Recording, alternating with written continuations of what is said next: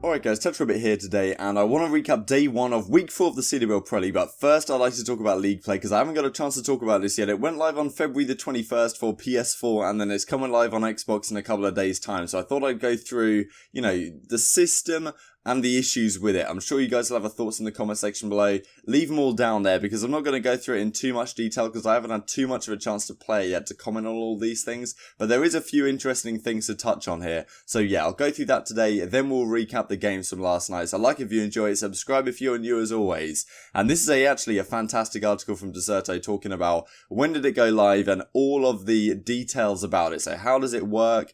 The Pro Series and the League Play events. So pretty much the way it works is it seems like there's events every 3 or 4 days. You can try and climb up to the top of your ladder to get these gems. And yeah, after the event is over, then you get reset to 0 basically. And you get put into divisions, which is, up to 50 players of around your skill level to compete for the division at the top of the division ladder. You're competing for ladder points basically. If you win, you go up. If you lose, you go down. And you tend to win more than you lose in terms of points, which effectively means that the more you play the game, the higher you'll get on the ladder. Which, is questionable to say the least. I know that they've done a similar thing to this in League of Legends at the start of the most recent season. And now they've dialed it back to the point where the best players are still playing around the same level. So the divisions are really weird. It's not as simple as just iron, bronze, silver, gold, platinum masters like it was back in Black Ops 2.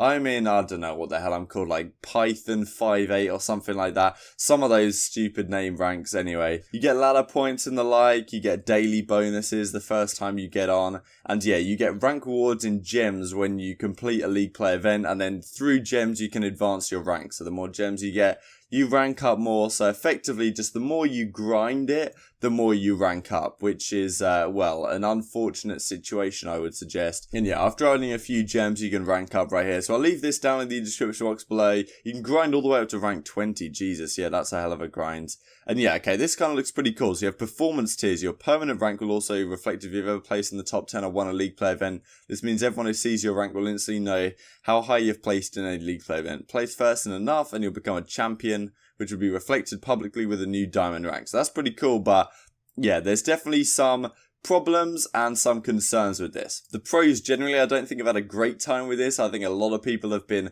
not enjoying it as much as they thought they would in terms of the pro community, and considering it's taken this many months to get here. And yeah, people aren't particularly happy with the outcome. This is a post on Reddit a couple of days ago with everything wrong with League Play. No solo queuing playlist, which is an interesting concern. I don't really have an issue with a solo queuing playlist, but the problem is, one of the big problems, is that if you're a solo, you can come up against a 5-man team right now, and this isn't the case in like any other game, and it wasn't even the case in Black Ops 2. If you were a 4-man, you played another 4-man, I'm pretty sure, most of the time. And I mean, at least in World War II, it was the same idea. And somehow they don't have it in this game, and even with 5-man teams, it's even more crucial. And you just get blown out if you're a single guy coming up against a 5-man team. So honestly, pretty pathetic. He is kind of right that ladders don't mean much, don't represent skill level, but give it a couple of weeks and people will get more to their skill level, I suggest. The longer it goes on, the system will get better at adapting and putting people in the right place. So I'm not too worried about that so far. And yeah, he's definitely right about playtime here leading to a higher rank than skill level. Yeah, more points to win than a loss. No punishment for leaving games as well as a big one. A lot of complaints about this. The fact that I think there's maybe some glitches even with ranked play as well, where when you try and load in, sometimes your game will just completely blue screen. And yeah, the game will just crash. And that's a big deal because you'll have someone on your team or someone on the other team who lags out effectively before they can even get into the game.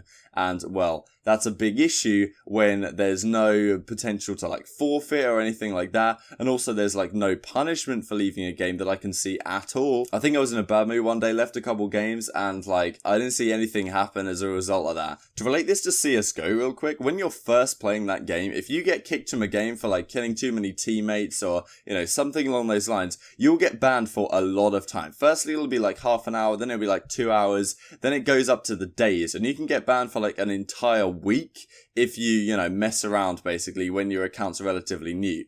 In League play, there's basically no punishment, and I mean, maybe part of that is the fact there's these glitches which your game will just like crash or whatever, and then especially with 10 people as well, there's 9 people apart from yourself that can potentially leave the game, and yeah, playing 5v4s isn't fun by any means. He does have an issue here with no voting for maps. I personally think that no voting for maps is a positive thing, because then you don't get search and destroy all the time, and it's nice to be able to play a different variety. I personally like that, but yeah, the entire design is not fantastic in my opinion. Leave all your thoughts on it in the comment section below as always. So getting into last night's matches, 100 Thieves versus Team Envy was the first match of the night, and this was a fun one. I predicted 100 Thieves going into this. Both of these hardpoints were pretty damn intense.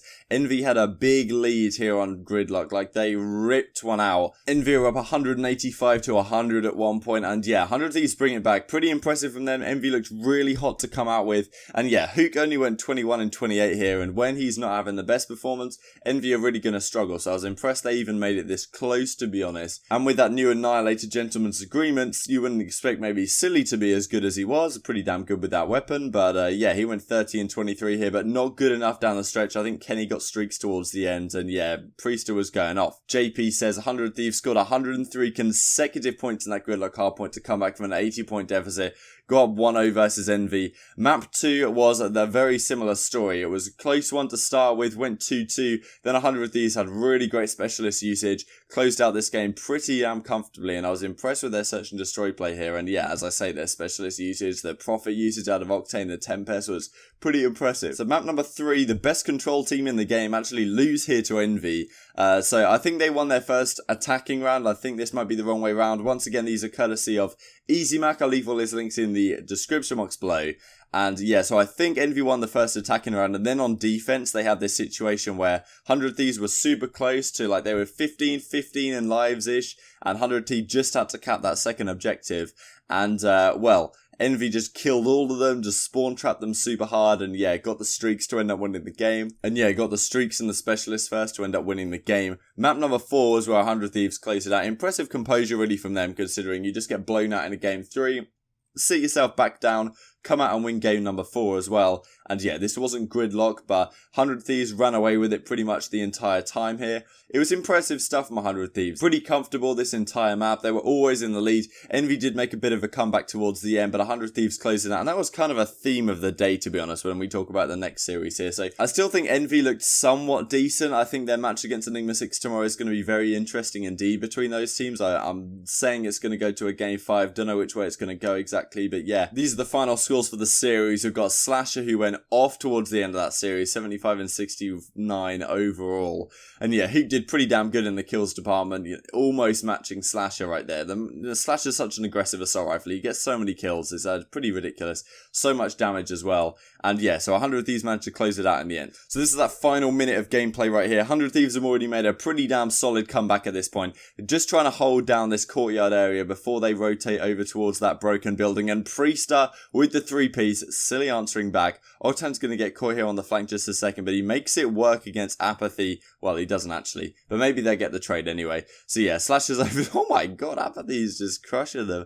So yeah, he gives them a chance in this round, and you see the number 9 Slasher on your minimap spawning all the way out, but a good play from 100 Thieves to rotate super early right here. Kenny catches Hook in rotation, and yeah, it's going to be very difficult for Silly to stay alive when he's got so many men all around him, and yeah, Slasher shoots him in the back. Sometimes those split spawns can end up being, favourable to you. Kenny tried to call in some streaks, gets a Hellstorm out, and yeah, with 10 seconds left, it's super difficult for Aches to do anything to try and get in the hill here. Needs the help of Apathy through mid, but yeah, they need to really take their time, but with 1 second left, there's just, yeah, not going to happen, is it? So Series 2 was Accelerate versus Splyce, and Splyce dominated the respawns in this series. This was the first series with Robbie B coming into the team instead of Fastballer. I talked about that a couple of days ago, so yeah, they definitely struggled in this one in the respawns, but they were impressive in Search and Destroy. Look at the way this scoreboard happened towards the start. 220 to 90. They brought it back a little bit here on frequency, but Splyce closed it out. Then map number 2, Accelerate did surprisingly well. Jerd had a really good map. Accra actually went 2 and 8 right here. But yeah, Splyce's, A hits were not as impressive as I thought they'd be. They got caught off a couple of times with the defense from Accelerate. And yeah, apparently Robbie B said that Accelerate, they only managed to scrim Search and Destroy rather than any of the respawns, and they won it against Splyce, which you've got to respect it. Now this game 3 control, this is the clip I'm going to show you in a second. This was brutal from Splyce, especially this round number 2. Round 1, on the defense, relatively solid. Round 2 on the attacking side was just unbelievable. And then on the third round, it was just an absolute blowout. BZ went 2 in 16, couldn't get anything going. And Splyce really didn't have to break a sweat right here. This is clinical control gameplay. Arguably the best team in the game right now, especially at this map on Seaside, because that little play they do on round 2, which I'll show you in a second here, is super hard to deal with and almost guarantees a good attacking round win as long as they get those first few engagements. And map number 4, they close it out. Once again, the scoreline in this hardpoint seems relatively close, but it does not tell the story at all.